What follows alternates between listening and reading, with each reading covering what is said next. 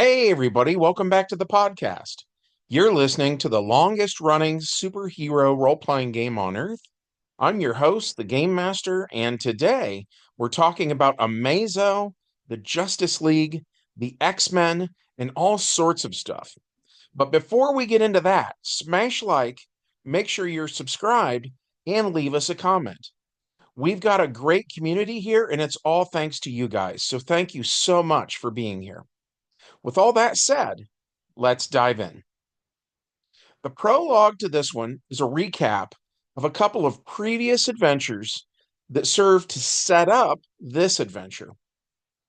On Friday, the 13th of September, all the way back in 1991, the entity known as Necron, Lord of the Unliving, had been weakened from battle. And in order for him to interact with the physical world, he needed a body to possess. So he chose an automaton known as the Ultimate Robot, or Ultrabot for short. And he fought a team of young heroes known as the Continuum, which included a hero named Powerhouse, who at the end of the day ripped off the head of the Ultrabot. Over the years, Necron returned time and time again. And in the end, it was John Redbridge who killed Necron once and for all. Redbridge used to be the captain of a ship called the USS Nematon, and in that ship there exists a museum. And in that museum, for many, many years, was the head of Ultrabot on display. Until one day, the head seemed to wake up. Not that it was possessed by Necron, but rather its repair functions had been slowly fixing it, and now wireless networks were a thing. The technology of the world around it had finally caught up to Ultrabot, so it uploaded its mind onto the internet. And from there, it hacked a 3D printing company and printed itself a new body. Once that body was complete, the mind of the original Ultrabot was downloaded into it and it went on a rampage. Several of the children of John Redbridge, including Arthur Shorb, aka American Bear 2, Gabrielle Irons, who has a powerhouse symbiote of her own these days, Goban Vector, aka Blacksmith, and Water Bear, aka Tari Gardner, defeated Ultrabot, and they became the next generation of the Continuum team. Which brings us to the main plot of this game session. The hero, formerly known as Powerhouse, has worn a lot of hats over the years. In the 80s, he was Superboy. In the early 90s is when he was Powerhouse.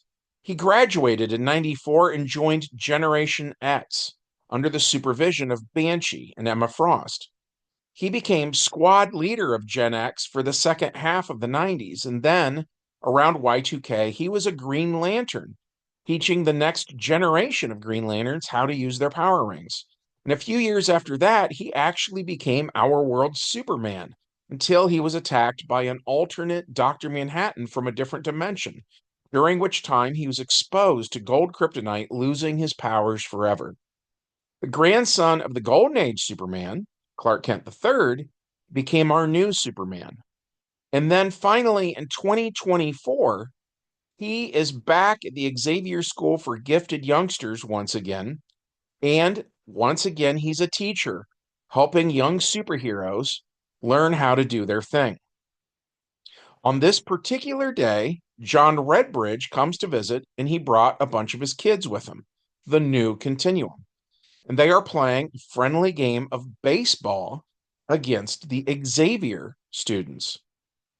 Water Bear is up to bat, and instead of using a normal baseball bat, she wants to use her crystal trident. Both Chris and her dad tell her not to do it, but she doesn't like to listen. So her dad says, "I'm not going to say it twice."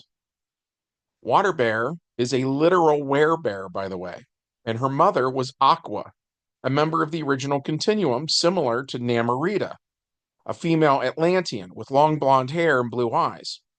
So Water Bear has her mother's blue eyes, but her dad's brown hair, and a green one-piece swimsuit-like costume that reveals her brown, furry bear limbs.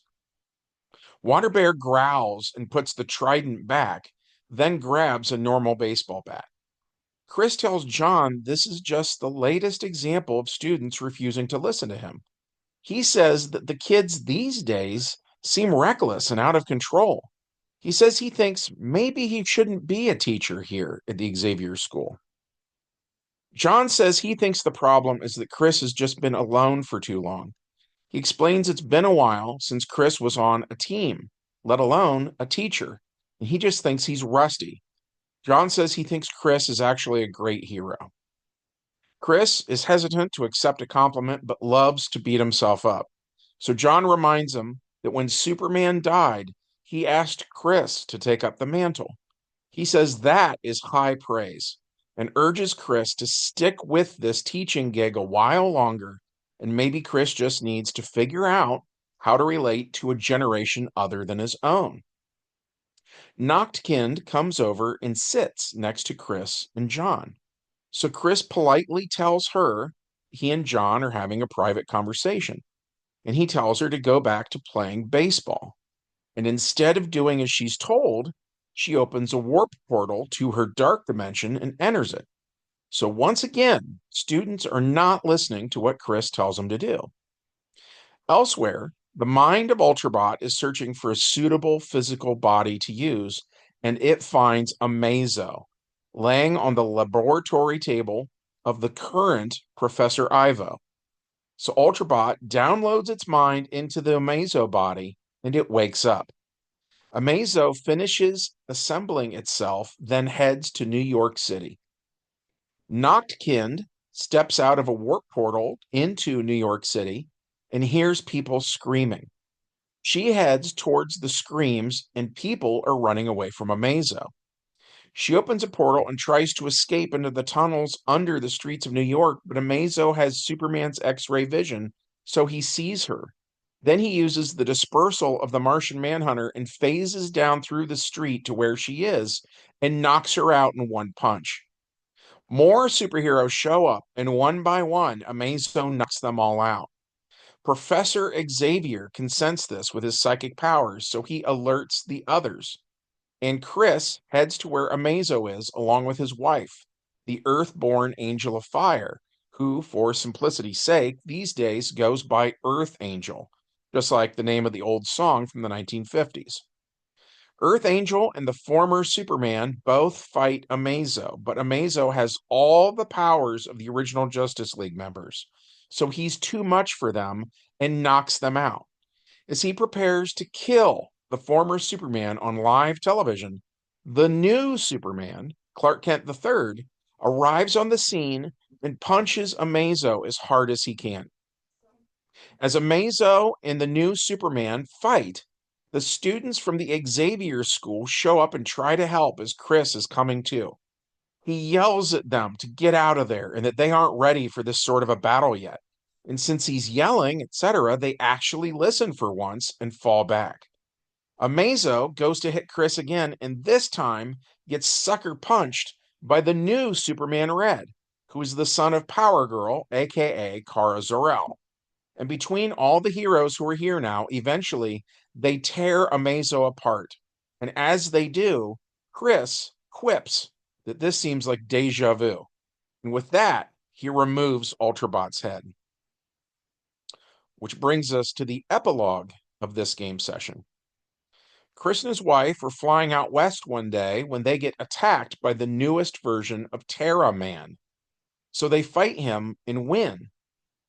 After almost getting stomped by a third-rate villain like Terra Man, Chris tells his wife he's been looking for the Resurrectionist, the villain we mentioned recently who, among other things, can give a character their dead powers back for a price. Earth Angel says the Resurrectionist doesn't do that for free, and her husband would have to pay some sort of price, and asks how would that even work? Like, what if he asks you to compromise your morals somehow? Chris doesn't want to compromise, but he doesn't like how weak he is now either, so he's on the fence. And that's where we'll end this one. We enjoyed playing it. We hope you enjoyed hearing about it. If so, as always, smash like, make sure you're subscribed, and leave us a comment. And from all of us here at the longest running superhero role playing game on Earth, we hope you have a good one, and we'll see you in the next adventure. Bye.